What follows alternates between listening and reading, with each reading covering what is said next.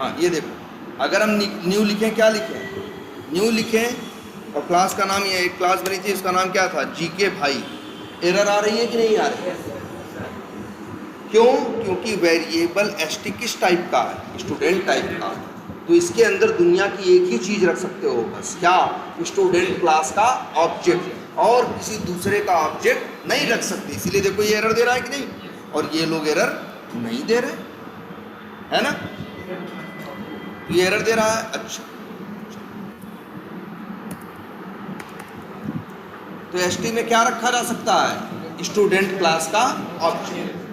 भाई जैसा वेरिएबल, जिस टाइप का वेरिएबल होगा उसी टाइप का ऑब्जेक्ट रखा जा सकता है। लेकिन आज एक नई चीज़ सीखो, एक और भी वैल्यू है जिसको तुम लोग नाम तो सुने हो, देखे भी हो, नल ना। नल एक ऐसी यूनिवर्सल या ऐसी यूनिवर्सल वैल्यू है जो किसी भी क्लास टाइप के वेरिएबल पे रखी जा सकती है। मतलब अगर हम ये लिखें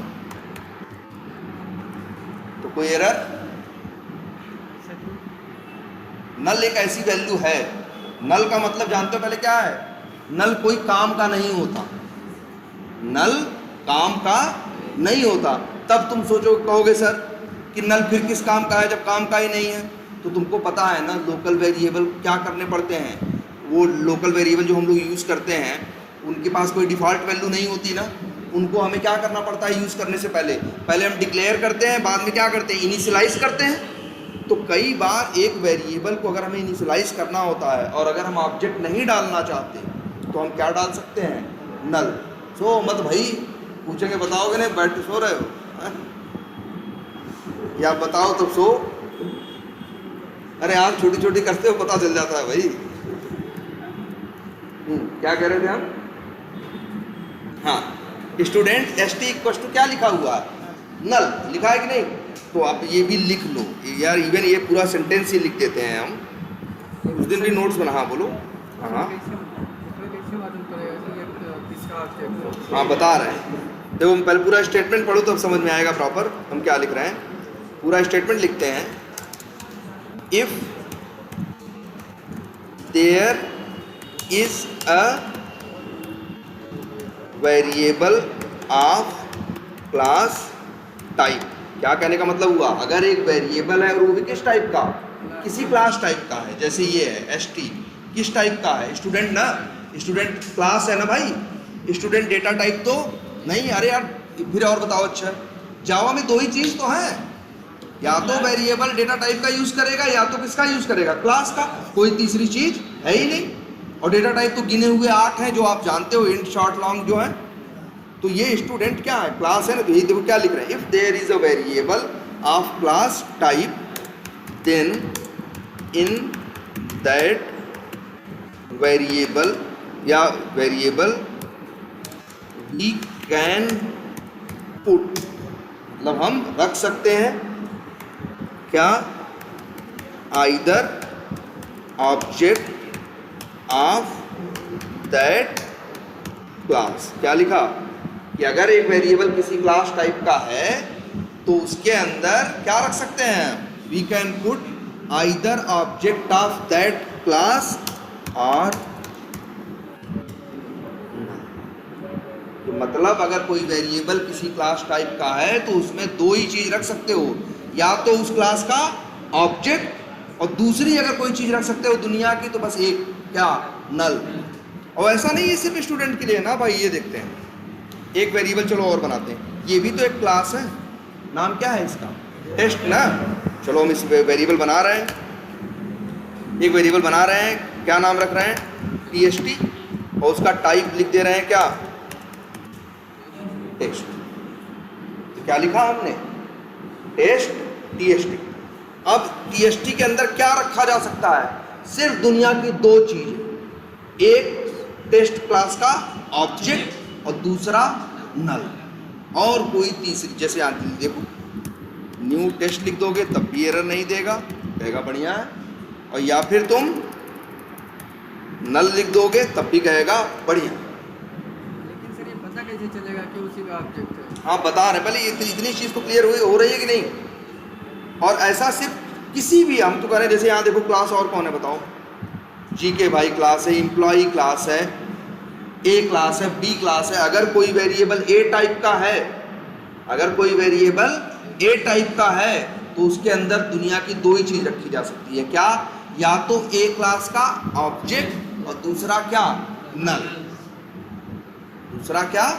नल। याद रहेगा? बोलो बोलो, ध्यान से देखो भाई इसको, एक मिनट। यार ये बात समझ में आ रही है कि नहीं? पहले ये दो ही लाइन लिखे हैं छोटी सी, लेकिन बहुत समझने वाली बात है, इसको एकदम ध्यान से समझो इस बात को जो बोल रहे हैं। ठीक है, कोई दिक्कत? है सर, वही बता। हाँ वो हम बता रहे हैं, उसको तो हम आ रहे हैं, लेकिन पहले ये बताओ, इतनी बात समझ, ये तो दिमाग में याद कर लोगे ना कि भाई एक वेरिएबल है तो उसके अंदर दो ही वैल्यू हम दो ही रख सकते हैं, या तो उस क्लास का ऑब्जेक्ट रख लें और या तो कोई दूसरी अगर वैल्यू हम रखना चाहें तो एक ही है दुनिया की वैल्यू, वो क्या? नल। नल ऐसी वैल्यू है जो किसी भी टाइप का वेरिएबल, किसी भी क्लास टाइप का वेरिएबल हो, कहीं भी नल जा सकता है। देखो नल यहाँ भी रख लिए, कोई दिक्कत नहीं, नल यहाँ भी रख लिए, नल हम यहाँ भी रख लें तो भी कोई दिक्कत नहीं। बात समझ में आ रही है सबको? बोलो, हाँ बोलो बोलो, अगर कोई कंफ्यूजन हो तो बोलो एकदम। हाँ हाँ हाँ, चलो इस पे भी आते हैं। इतनी बात समझ में आ रही है कि नहीं? ये स्टेटमेंट कहीं लिखा हुआ देखोगे तो कंफ्यूज तो नहीं होगे? ये देख के तुम्हें समझ में आ जाना चाहिए, हाँ यार यहाँ तो नल रखा ही जा सकता है, क्योंकि एसटी किस टाइप का है? क्लास टाइप का है, तो नल रखने में कोई बुराई नहीं है, जावा कुछ बोलेगा नहीं। अच्छा, अब लेकिन देखो ध्यान से, अगर हम ये लिखते हैं और कहाँ गया, ये लिखते हैं, क्या अंतर है? देखो एसटी भी स्टूडेंट टाइप का है, केटी भी किस टाइप का है? स्टूडेंट टाइप का। एसटी में क्या पढ़ा है? नल, और केटी में पढ़ा है क्या? न्यू स्टूडेंट का ऑब्जेक्ट, है ना? कोई दिक्कत नहीं। अब एक चीज याद रखो, अगर यहां लिखे हैं केटी डॉट तो क्या आते हैं? मेथड आते हैं ना। कौन सा मेथड कॉल करें बताओ? चलो कॉल कर लेते हैं, कौन सा? Check attendance. क्या ये मेथड चलेगा? एरर देगा? चलेगा, कंपाइल हो रहा है, चलेगा। नल पड़ा होगा, नल दे देगा अंदर, जो भी होगा होना होगा वो देगा, लेकिन चलने में कोई समस्या नहीं आएगी।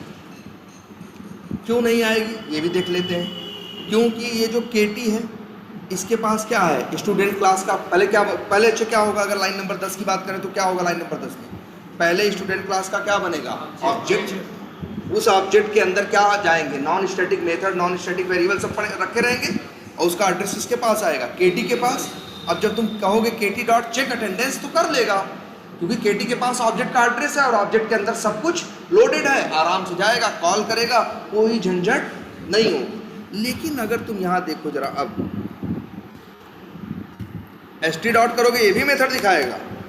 एसटी कहेगा यार हम एसटी हैं, मेरा टाइप क्या है? स्टूडेंट। तो भैया हम भी मेथड किसका दिखाएंगे? स्टूडेंट के स्टैटिक नॉन स्टैटिक सारे मेथड हम भी दिखाएंगे। और अब ये मेथड कॉल करते हैं क्या? Check attendance. अब सोचो क्या ये चलेगा? नल कोई ऑब्जेक्ट नहीं है भाई, नल कैसी वैल्यू है? यूनिवर्सल वैल्यू है जो किसी भी वेरिएबल पे डाली जा सकती है, लेकिन याद रखना नल है, नल का मतलब कुछ नहीं है, इसमें बेकार है, यूज करने लायक चीज नहीं है, लेकिन हम यूज कर रहे हैं। अब देखो लाइन नंबर जब 8 चलेगी तो एसटी के पास किसका एड्रेस आएगा? ऑब्जेक्ट का कि नल का? नल का आएगा ना। ऑब्जेक्ट तो नहीं बन रहा है ना। ऑब्जेक्ट कैसे बनता है? न्यू करके लिखते हैं तब ऑब्जेक्ट बनता है ना। यहाँ ऑब्जेक्ट बन रहा है? नहीं बन रहा है ना। तो एसटी के पास किसका एड्रेस आ रहा है? नल का ना। अब जब चलेगी लाइन नंबर क्या 9, एसटी डॉट कौन सा method? Check attendance. Check attendance method चलाने के लिए जाके देखेगा ना कहाँ क्या है, ये लोडेड है। जब एसटी के पास जो एड्रेस है वो तो कोई ऑब्जेक्ट ही नहीं है, वो तो वहाँ जाएगा तो क्या पाएगा? नल पाएगा। और वहाँ चेक अटेंडेंस नाम का कोई भाई नल है तो वहाँ कुछ लोडेड वोडेड नहीं है, तो लाइन नंबर 9 कभी चल नहीं पाएगी। चला के देखो, अभी तो एरर नहीं दे रहा है, लेकिन चलाओ। इसे बोलते हैं क्या? एक्सेप्शन आना। कोड चलते समय अगर कोड में कोई दिक्कत होती है तो क्या आता है? एक्सेप्शन। एक्सेप्शन का मतलब कुछ ऐसा होना जो कि हम चाहते न है कि ना हो। हम थोड़ी चाहते मेरा कोड चले तो एरर आए बीच में रुक जाए। हम तो चाहते मेरा कोड क्या करे, पूरा रन होना। लेकिन देखो लाइन नंबर 9 पे क्या आया, पढ़ो, नल पॉइंटर एक्सेप्शन। तो भैया ये कोड कभी चलेगा नहीं। अब नहीं चलने का रीजन है भाई ऑब्जेक्ट है नहीं। जब ऑब्जेक्ट नहीं तो नॉन स्टैटिक नहीं, नॉन स्टैटिक है नहीं तो कहाँ से कॉल कर लोगे? अभी देखो एक काम करते, इसको नीचे रख लेते। ये देखो इसको चलने में कोई दिक्कत नहीं है। क्यों? केटी के, क्यों? केटी के पास ऑब्जेक्ट है, केटी के पास ऑब्जेक्ट है, लेकिन एसटी के पास ऑब्जेक्ट नहीं है। एसटी के पास क्या है? नल है। तो याद रखना, ये लिख भी देते हैं। इफ, हाँ ऑब्जेक्ट रहेगा तभी। इफ अ क्लास टाइप क्या? Variable. If A class type variable has क्या? null value, then if you will call any method of this class, then it will क्या? थ्रो मतलब फेंकेगा क्या? null pointer क्या? Exception. और आपका कोड चलेगा नहीं। समझ रहे हो? तो भैया अगर ऑब्जेक्ट वेरिएबल से आप मेथड कॉल कर रहे हो तो उसके पास ऑब्जेक्ट होना जरूरी है। तो तुमको ये भी लग रहा होगा कि सर ये तो बेकार है, फिर नल कहीं रखा रहेगा तो कॉल करेंगे, मेथड दिखाएगा, कॉल करने देगा, लेकिन चलाएंगे तो रास्ते में मना कर देगा, कहेगा भैया चलेगा नहीं ना। तो एक बार उनके दिमाग में कई बार ये भी आता है कि यार इन लोगों ने जावा ने ऐसा बनाया ही क्यों? भाई जब ये चलेगा ही नहीं तो अक्सर क्या होता है, जो चीज़ नहीं चलती वो लाल हो जाती है ना, कोड कंपाइल ही नहीं होता ना। यहाँ देखो उल्टा हो रहा है, कोड कंपाइल तो हो रहा है, लाल नहीं हो रहा, कह रहा है सही लिखा है कोड, लेकिन चलेगा तो कभी चल नहीं पाएगा। भाई तुम इससे कह रहे हो मेथड कॉल कर लो, कहाँ से मेथड कॉल करे बताओ? जब ऑब्जेक्ट ही नहीं है, ऑब्जेक्ट के अंदर ही तो मेथड लोड होता है, वहीं से तो कॉल करता है। जब ऑब्जेक्ट ही नहीं है तो कहाँ से कॉल करेगा? क्या देगा? Null pointer exception. क्लियर है ये? बोलो। तो अब सवाल ये भी उठता है कि सर इसकी ज़रूरत ही क्या है? तो देखो अच्छा बताओ यहाँ जरा,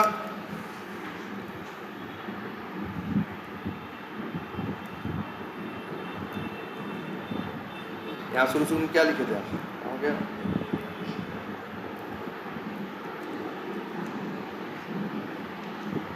क्या लिखे थे? New student, new student.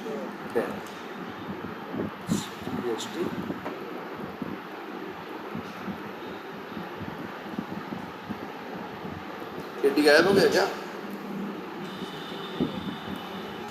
चलो एक और बना देते हैं।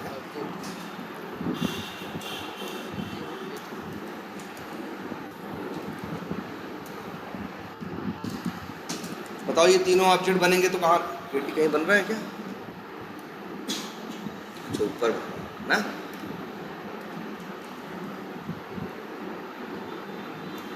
अब तुम मेरा जरा ये ध्यान से देखो, बताओ लाइन नंबर 24 पे क्या होगा? स्टूडेंट क्लास का क्या बनेगा? ऑब्जेक्ट बनेगा। जैसे ये बन रहा है, कहाँ गया? ये ऑब्जेक्ट बन रहा है, मान लो कौन सा है ये न्यू स्टूडेंट। एड्रेस इसके पास आया, सिटी के पास। देखो ये ऑब्जेक्ट बना, एड्रेस इसके पास आया, सिटी के पास। इसके अंदर, अच्छा, और फिर लिख देते हैं ct.admission, और एडमिशन में यहाँ से भेज देते हैं क्या, राम। तो यहाँ पे क्या सेट हो जाएगा, राम सेट हो जाएगा कि नहीं, इन लोगों पे नहीं होगा, इस पे सेट हो जाएगा। अब देखो, तो अच्छा ये बताओ पहले, ये तीनों ऑब्जेक्ट रैम में है, कितनी मेमोरी ले रहे हैं, 8 बाइट। क्या इन तीनों ऑब्जेक्ट को गार्बेज कलेक्टर छुएगा? गार्बेज कलेक्टर किसको छूता है? जो रैम में रहता है लेकिन उसका एड्रेस किसी के पास नहीं है, ठीक है ना। अब बताओ, ये स्टूडेंट का ऑब्जेक्ट रैम में है ना, उसका एड्रेस किसके पास है, सीटी के पास, एक का एड्रेस किसके पास है, एसटी के पास, एक का एड्रेस किसके पास है, केटी के पास। तो इन तीनों ऑब्जेक्ट को गार्बेज कलेक्टर भूल से भी छुएगा नहीं। लेकिन अगर हम चाहें, जैसे अगर हमें लग रहा है कि केटी वाले ऑब्जेक्ट का काम क्या हो गया, खत्म हो गया, बावजूद उसके वो रैम में बैठा रहेगा, गार्बेज कलेक्टर उसको छू नहीं सकता। क्यों भाई, ये जो तीसरा ऑब्जेक्ट बना है इसका एड्रेस केटी के पास है ना, तो गार्बेज कलेक्टर छुएगा नहीं। अगर तुम्हें, लेकिन तुम्हें ऐसा महसूस हो रहा है कि लाइन नंबर 28 के बाद केटी वाले ऑब्जेक्ट की कोई ज़रूरत नहीं है, तब भी वो रैम में क्या रहेगा, बैठा रहेगा। रैम में क्या रहेगा, बैठा रहेगा, मेमोरी तुम्हारी खाता रहेगा 8 बाइट। लेकिन अगर हम लिखते हैं क्या, अब याद करो क्या बोला, किसी का भी ऑब्जेक्ट बनाओ, उसके अंदर उसका ऑब्जेक्ट रख सकते हो या क्या रख सकते हो, नल रख सकते हो ना मेरे भाई। तो बताओ, केटी में क्या नल नहीं रख सकते, रख सकते हैं ना। अब बताओ, लाइन नंबर 29 चलेगी तो क्या हो जाएगा, केटी में क्या आएगा, नल। तो लेकिन केटी में पहले क्या पढ़ा, 27 में पढ़ा था क्या, ऑब्जेक्ट, और 28 में वो ऑब्जेक्ट क्या हुआ, यूज हुआ। 29 में तुमने वेरिएबल पे डाल दिया क्या, नल। तो वेरिएबल क्या करेगा, नल ले लेगा और ऑब्जेक्ट को क्या करेगा, छोड़ देगा। अब गार्बेज कलेक्टर वो आएगा पीछे से और इस ऑब्जेक्ट को क्या कर देगा, क्लीन कर देगा। कहेगा भाई ये जो तुम तीसरे ऑब्जेक्ट हो, तुम्हारा एड्रेस किसी के पास नहीं है, चलो हटो। तो नल इसलिए भी यूज होता है भाई, मेमोरी फ्री करने के लिए। अगर ये न लिखोगे तो क्या होगा, जब तक ये मेथड पूरा चल नहीं जाएगा तब तक ये ऑब्जेक्ट, अब ये इन ऑब्जेक्ट का कुछ कोई बिगाड़ नहीं सकता। मानते हो कि नहीं भाई, ये जो तीनों ऑब्जेक्ट बन रहे हैं रैम में है, इनका एड्रेस वेरिएबल के पास है, गार्बेज कलेक्टर इनके पास फटकेगा भी नहीं, और तुम्हारे रैम में ये 24 बाइट जगह लेके 8 बाइट तीनों लेके क्या रहेंगे, बैठे रहेंगे। लेकिन जैसे ही तुम क्या लिख दोगे, जैसे हमने लिख दिया ct बराबर क्या लिख दिया, नल। तो अब ct के पास ऑब्जेक्ट के बजाय किसका एड्रेस आएगा, नल का। तो ये किसका एड्रेस ले लेगा, नल का, और इस ऑब्जेक्ट को छोड़ देगा, और गार्बेज कलेक्टर आएगा, ऑब्जेक्ट को क्या कर देगा, खत्म कर देगा। अब ये जब और ध्यान देना एक बात, तो ये बात समझ में आ रही है कि नहीं, नल का ये बहुत बड़ा यूज है। जब कोई ऑब्जेक्ट, जैसे हम लोग यार जब कोड लिखते हैं ना, तो पता चला है एक एक मेथड में 40-40 लाइन का क्या लिखते हैं, कोड लिखते हैं।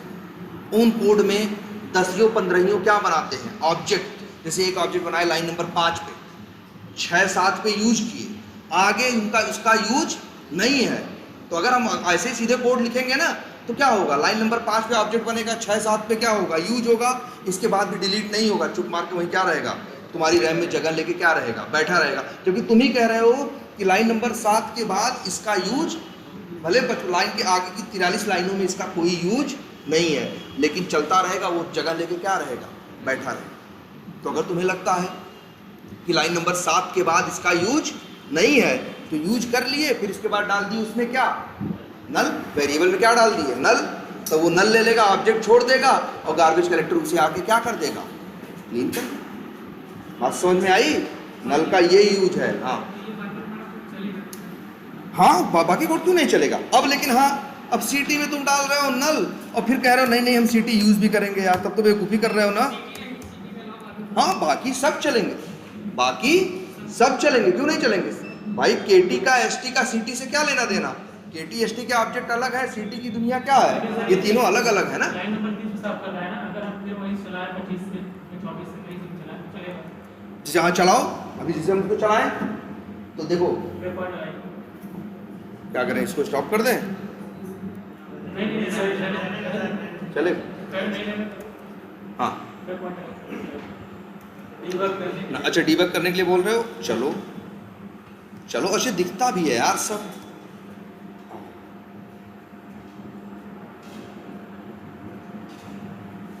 ये देखो